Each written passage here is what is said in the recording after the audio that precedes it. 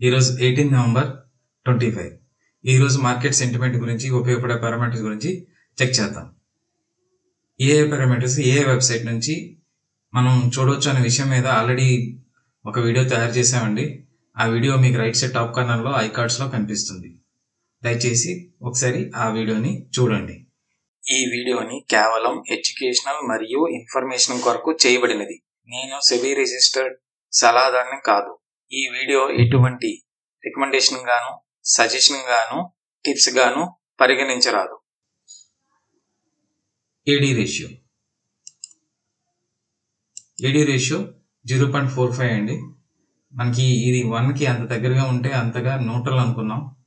1కి అంత దూరంగా పాజిటివ్ సైడ్ అంటే 1 కన్నా 1.1 కన్నా ఎక్కువగా ఉన్నట్లయితే మనం అదంతా బుల్లిష్ బయర్స్ కింద కన్సిడర్ చేస్తాం. అంటే మీనింగ్ ఏంటంటే బ్రాడర్ మార్కెట్ ఎక్కువ స్టాక్స్ గ్రీన్లోను, అడ్వాన్సెస్లోను, తక్కువ స్టాక్స్ డిక్లైన్లోను ఉన్నట్లయితే ఆ రేషియో 1 కన్నా ఎక్కువ ఉంటుంది. ఎంత ఎక్కువ ఉంటే అంత మంచిది. అది స్ట్రాంగర్ది బుల్లిష్ బయర్స్గా మన సిగ్నల్ ఇవ్వచ్చు. కానీ ఈరోజు ఈ వాల్యూ ఏమొచ్చి 1 నుంచి చాలా దూరంగా కిందకు వచ్చింది. 0.45 వచ్చింది అనగా బీరిష్ సెంటిమెంట్గా మనం తెలుసుకోవచ్చండి. 1 నుంచి చాలా దూరంగా ఉంది. ఇండియా విక్స్ 12.1 అండి. 13 బిలో ఉంది కాబట్టి నార్మల్ అండి, న్యూట్రల్. అదే 13 అబవ్ ఉన్నట్లయితే మనకి స్టాక్లో వాలటిలిటీ బాగా పెరుగుతుంది. ఇండెక్స్లో కూడా చాలా వాలటిలిటీ కనిపిస్తుంది. డిఎస్ బయింగ్ అప్రాక్సిమేట్లీ 6,157 crores అండి. మార్కెట్కి మంచిగా మనీ ఫ్లో సపోర్ట్ వచ్చింది.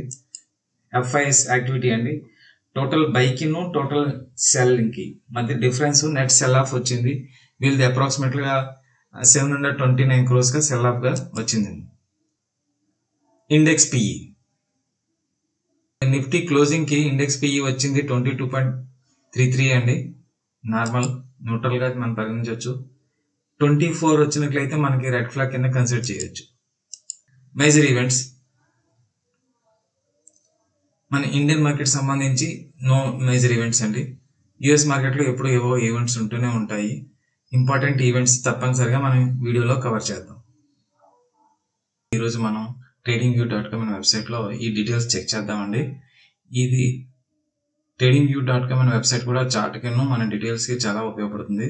ఇది కూడా ఫ్రీ వెర్షన్ అండి. ఇప్పుడు మనం వీడియోలోకి వెళ్తే గోల్డ్ నిన్నటికి ఈ రోజుకి ఫ్లాట్గానే ఉందండి. మనకి రెడ్ ఫ్లాగ్ అన్నట్టు ఏం కనిపించట్లేదు. డాలర్ ఇండెక్స్ ప్రస్తుతానికి అయితే ఫ్లాట్గా ఉంది. డాలర్ ఇండెక్స్ స్ట్రాంగ్ అయినట్లయితే ఎమర్జింగ్ మార్కెట్స్కి అంత మంచి సిగ్నల్ కాదండి. ఈ డాలర్ ఇండెక్స్ కనుక కొంచెం వీక్ అయినట్లయితే మన ఎమర్జింగ్ మార్కెట్స్కి మంచిది. యూఎస్డిఐఎన్ఆర్ చూసుకున్నట్లయితే ఈ మధ్యకాలంలో మన రూపీ బాగానే వీక్ అయింది. ఇప్పుడైతే రూపీ స్ట్రాంగ్ అయ్యే సూచనలు అయితే కనిపిస్తున్నాయి. మనకి ఈ రూపీ ఎప్పుడు స్ట్రాంగ్ అవుతుందంటే ఈ జోన్ నుంచి బయటకు వచ్చి ఈ ట్రెండ్ లైన్ బ్రేక్ చేసినట్లయితే మన రూపీ స్ట్రాంగ్ అవుతుంది. ప్రస్తుతానికి అయితే ప్రాబబిలిటీ హై అనిపిస్తుంది. కానీ ఈ బ్రేక్ చేసే వరకు మనం ఏది కన్ఫర్మ్ చేసుకోకూడదు. నేను సెబీ రిజిస్టర్ని కాదు, కేవలం నేను నా ఒపీనియన్స్ మాత్రమే చెప్తున్నాను. ఈ వీడియోలో చెప్పిన కంటెంట్ ద్వారా రికమెండేషన్స్ కింద గాను, టిప్స్ కింద గాను, సజెషన్ కింద గాను పరిగణించరాదు. ఈ రూపీ మనకి స్ట్రాంగ్ అయినట్లయితే తప్పనిసరిగా ఈ వాల్యూ కిందకు వస్తుంది. ఇది మనం ఈక్విటీ మార్కెట్స్కి మంచిదండి. నిఫ్టీ 50 చార్ట్ మీదండి. ఈరోజు మన నిఫ్టీ 50లో వాలటిలిటీ చాలా ఎక్కువగా ఉంది. క్యాండిల్ కూడా రెడ్ క్యాండిల్ ఏర్పడింది. నిన్న ఏదైతే మొత్తం కవర్ చేసిందో అదంతా ఈరోజు ఈక్వల్ చేసేసింది. ఇప్పుడు మొన్నటితో పోల్చుకున్నట్లయితే ఈ విధంగా క్లోజ్ అయింది, దాన్ని మొత్తం ఈక్వల్ చేసింది. ఇది కూడా రెసిస్టెన్స్ జోన్ దగ్గరలో ఉంది. మేజర్ ఇండైసెస్ అండి.